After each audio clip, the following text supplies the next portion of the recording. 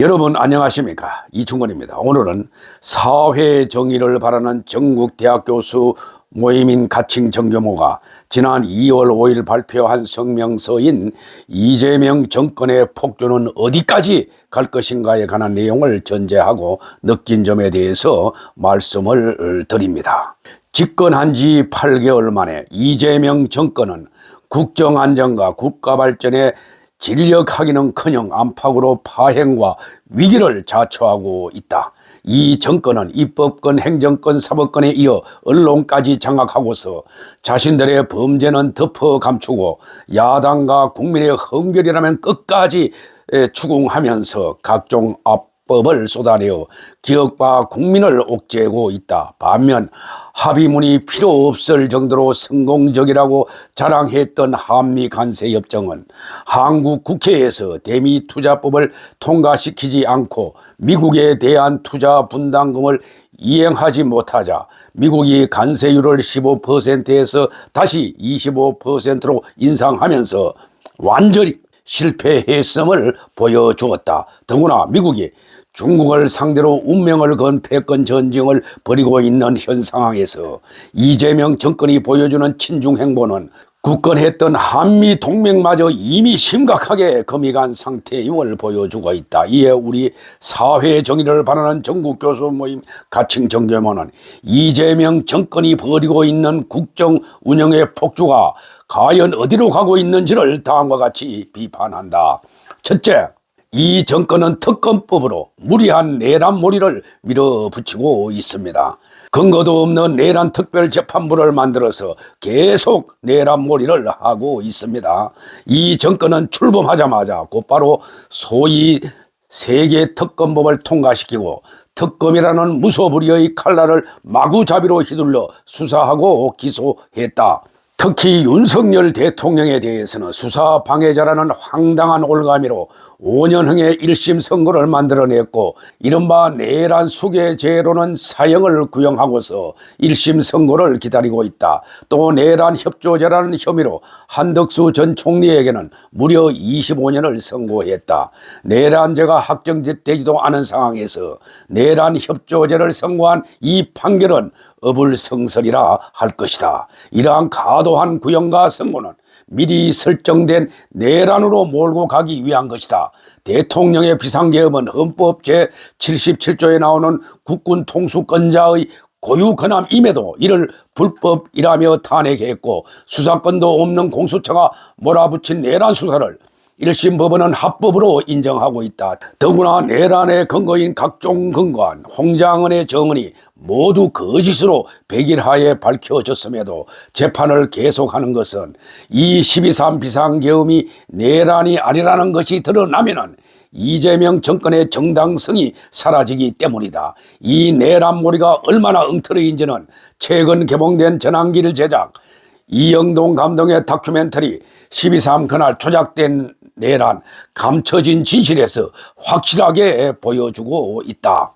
우리는 이재명 정권의 사악하고 불순한 목적의 내란몰이를 막을 수 있는 것이 오로지 사법부의 법치주의의 신념과 사회정의의 투철한 의지뿐이라고 생각한다. 사법부의 이런 신념과 정의감이 여기서 무너진다면 대한민국은 이대로 종말을 맞이할 수밖에 없을 것이다.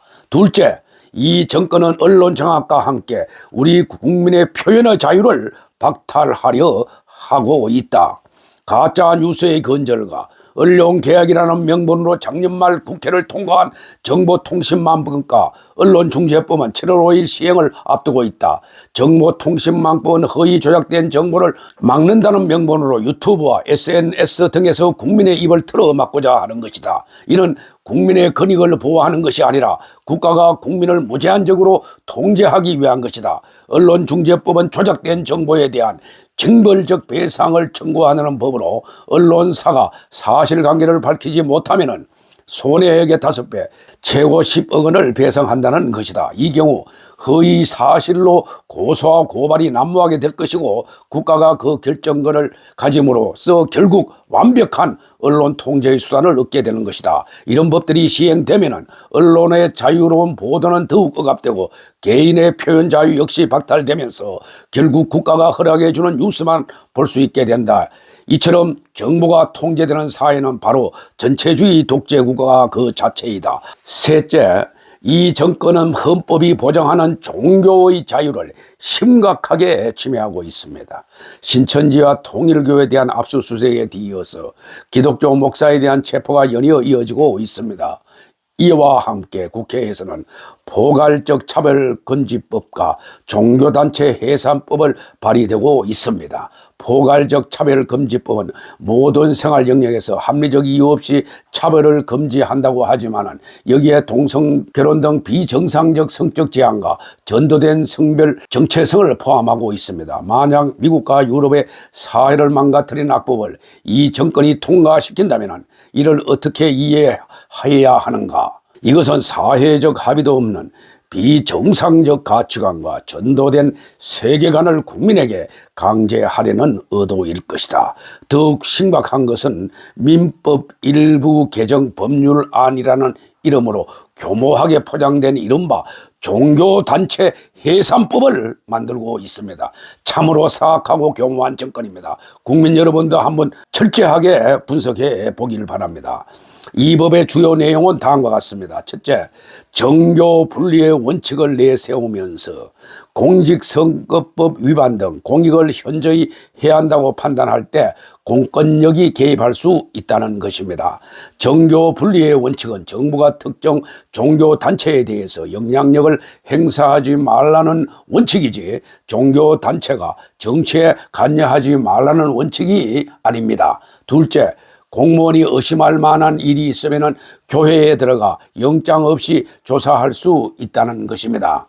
이는 사법부의 판단이 아닌 행정부의 결정에 의해서 가능하게 함으로써 사법권의 남용은 물론 이른바 적법 절차를 무너뜨리는 것입니다. 셋째, 종교단체의 설립이 취소되면 자녀 재산이 국고로 기속한다는 것입니다. 이것은 그야말로 재산권의 약탈입니다. 이처럼 이재명 정권은 헌법에 보장된 종교의 자유, 표현의 자유를 침해하려고 하고 비판적인 종교단체를 해체하려고 합니다. 이러한 자유를 제한하는 사회는 더 이상 자유민주주의 사회가 아닌 독재 국가임을 선포하는 것입니다. 국민 모두 일어나 이에 저항해야 할 때라고 봅니다. 넷째, 이 정권은 기업의 활동을 억제하고 국민들의 재산권을 제한하려고 합니다. 이 정권은 법인세와 최저임금의 인상과 함께 노란봉투법과 중대재해처벌법의 제정과 상법의 개정으로 기업의 활동을 억제하고 있습니다. 특히 노란봉투법이 시행되는 3월 10일 이후에는 노사분계의 폭정으로 과연 기업들이 정상적으로 운영될 수 있을지 의문시됩니다. 더구나 이재명 정권의 전폭적인 지원을 받고 있는 강성노조로 인해서 해외로 이전하는 기업이 늘어나고 기업의 국내 투자는 거의 사라지고 있는 것이 현실입니다. 이런 상태에서 돈을 무작정 살포하는 포퓰리즘과 국민연금의 투입으로 인해서 국내 주식지수가 5천 이상 올라간 것은 기초도 없이 세운 건물과 같은 것입니다. 이 정권의 이러한 정책은 오히려 노동자의 일자리를 없앨 뿐만 아니라 우리나라 경제에도 치명적일 수밖에 없습니다. 또한 이 정권은 각종 부동산 관련 악법들을 동원하여 국민의 재산을 보호하기는커녕 오히려 약탈하려고 하고 있습니다. 작년 10월 16일 서울 전역과 경기도 12개 지역을 조정지역으로 지정하면서 토지거래 허가제까지 시행했고 금년 5월 9일까지 유보되었던 다주택자에 대한 양도세 중과 유예도 더 이상 연장하지 않는다고 합니다. 더구나 1주택자를 포함하여 모든 주택에 대한 보유세를 대폭 인상하여 국민의 조세 부담을 높이려고 합니다. 이러한 부동산 정책은 국민의 거주 이전의 자유와 재산권을 제한하는 사회주의 제도의 핵심입니다. 그리고 최근에 주식시장이 뛰는 것은 삼성전자와 SK하이닉스 등 반도체주가 반도체 호황기를 맞아서 크게 올라갔기 때문에 단시일 내에 올라간 것이 이재명 정권이 잘해서 올라간 것은 아니라고 봅니다. 다섯째, 이 정권은 부정선거 의혹을 계속 덮어 감추려고 합니다. 작년 6.3 조기 대선에서도 부정선거의 의혹이 많았습니다. 이재명 후보는 당일 투표에서 크게 뒤지고도 온갖 문제가 지적되는 사전투표에서 압도적인 차이를 내면서 승리할 수 있었습니다. 이 선거에 대한 부정선거 의혹은 당시 선거 과정을 지켜본 미국의 국제선거감시단에 의해 제기되었고 부정선거 보고서가 만들어져 미국 의회에 보고된 바도 있습니다. 그러나 이재명 정권은 부정선거에 대하여 침묵으로 일관할 뿐만 아니라 현행 선거제도의 문제점을 개선할 의지가 전혀 없음을 보여주고 있습니다. 제가 봐도 사전선거에는 부정선거가 거의 확실시 되고 있는 것 같습니다. 그런데 연초에 미국이 베네수엘라 마두로를 체포한 것은 단순히 마약이나 원유 문제가 아니라 부정선거 문제라는 것이 이제 전 세계에 알려졌습니다. 지난 2024년 11월 미국 대선에서 트럼프가 승리할 수밖에 없었던 이유가 사전에 부정선거를 철저히 차단할 수 있었다는 사실과 함께 2020년 선거에서 트럼프를 패배하게 한 부정선거를 끝까지 파헤치려는 의지가 여러 차례 표명되었습니다. 특히 이번 다보스 포럼에서 트럼프 대통령은 2020년 미국 대선에서 부정선거에 관련된 모든 사람들을 반드시 기소하겠다고 밝힌 바가 있습니다. 또한 미국의 정부와 안보 채널인 SCIF에 의하면 베네수엘라의 전자투표 시스템 제조회사 스마트매틱이 차베스와 마두로 정권에서 부정선거에 이용되었고 국제적인 부정선거에서 한국이 깊이 관련되었음을 분명히 밝히고 있습니다.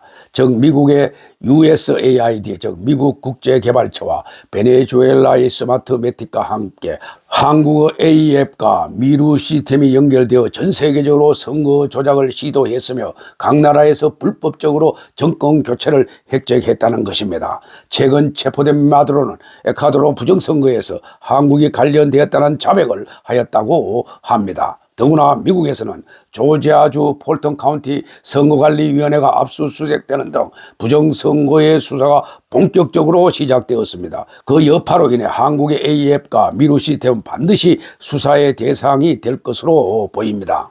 아직까지 우리나라 사람들은 사전선거에 대한 부정선거를 의혹을 부인하는 사람도 많은데 전국 대학 교수의 이 성명서는 전혀 거짓하는 것이 없다는 것을 국민 여러분들은 이해해 주길 바랍니다.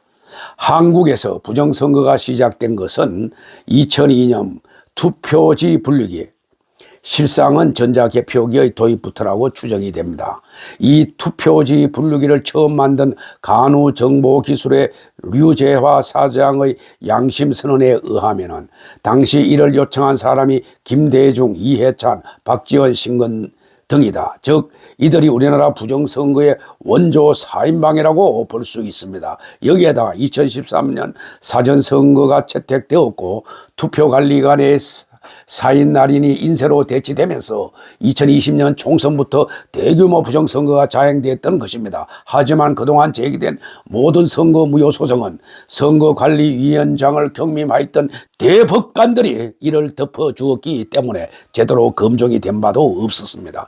대법관 중에도 좌파놈들이 많아서 우리나라 선거를 모두 망치고 있습니다.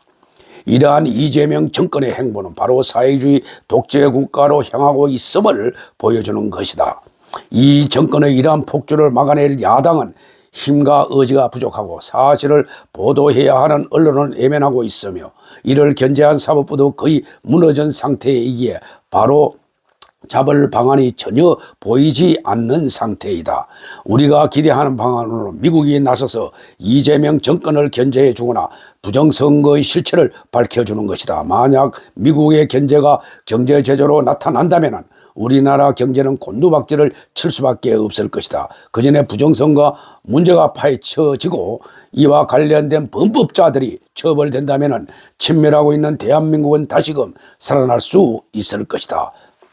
이제 우리 국민 모두는 이 나라가 정말로 백두대간의 위기에 놓여 있음을 깨달아야 한다. 더 늦기 전에 지금까지 엄머리 진행된 부정선거 의혹을 밝히고 이를 건절할 뚜렷한 해법을 찾아야만 한다. 다가올 육산지방선거 이전에 망국적 조작 범죄를 막을 수 있는 선거제도의 개혁이 이루어져야 한다. 이 개혁의 요천은 사실상의 전자투표 체제인 사전투표제를 전면 폐지하고 투표소 수개표제의 도입이다. 2009년 독일 연방헌법재판소는 민주공화국에서 선거는 평범한 시민이 직관으로 감시하고 검증하지 못할 수도 있는 그 어떤 장치의 도입도 위헌이라고 판시했습니다. 한국의 선거 부정에 대한 많은 유권자 국민의 의혹과 불신의 원천은 전자적 통합선거인 명부와 투표지 분리기를 사용하는 전자적 사전투표제에 있습니다. 거기다가 투표지 분류지에는 또 중앙선관위에서 인쇄된 도장을 찍고 있습니다. 그래서 해당 선거구에서 정확하게 몇 명이 투표했는지도 모르고 있습니다. 참 엉터리 선거가 아닐 수 없습니다. 사전투표제를 폐지하고 투표소 수거표를 도입하는 것이 선거 무결성을 보장하고 선거 민주주의의 공명성을 확보하여 국민의 주권적 권리가 보장되고 발행되어야 대한민국의 통합과 발전을 기약할 수 있습니다. 선거관리위원회와 사법부, 대통령과 국회, 제도권, 언론 더 이상 많은 주권자 국민이 정당하고 본원적 요구를 묵살하거나 호도하지 말아야 한다. 2026년 2월 5일 사회 정의를 바라는 전국 교수 모임 가칭 정교모의 성명서였습니다. 저는 이번 정교모의 성명서에 대해서 전적으로 공감합니다. 특히 특검법으로 무작정 내란몰이를 하면서 사법부에도 없던 내란특별재판부를 만들어서 사법부를 무력화시키고 또 검찰청까지 폐지한 정권입니다. 또한 언론 장악과 함께 우리 국민의 표현의 자유를 박탈하려 하고 있습니다. 또한 우리 헌법이 보장하는 종교의 자유를 심각하게 침해하고 기업의 활동을 억제하고 국민들의 재산권을 제한하려고 합니다. 또한 부정선거 의혹을 계속 덮어 감추려고 하고 있습니다. 특히 청와대의 김현지 실장이라고 하는 사람은 자기 학력이나 가족관계도 밝히지 못하고 특히 청와대의 김현지 부속실장은 자기의 출신 학교와 가족들의 관계도 밝히지 못하고 있고 그 다음에 대통령실 국정감사에서 그 자리를 피하기 위해서 자리까지 옮긴 자입니다. 청와대는 왜 김현지를 숨기고 있는지 그의 실체를 정확하게 밝혀야 할 것입니다. 국민 모두는 알 권리가 있습니다. 이상 저의 방송을 모두 마치겠습니다. 제 영상을 끝까지 시청해 주신 여러분들에게 거듭 감사의 말씀을 드립니다. 그리고 구독과 좋아요를 눌러주시면 방송 제작에 큰 힘이 됩니다.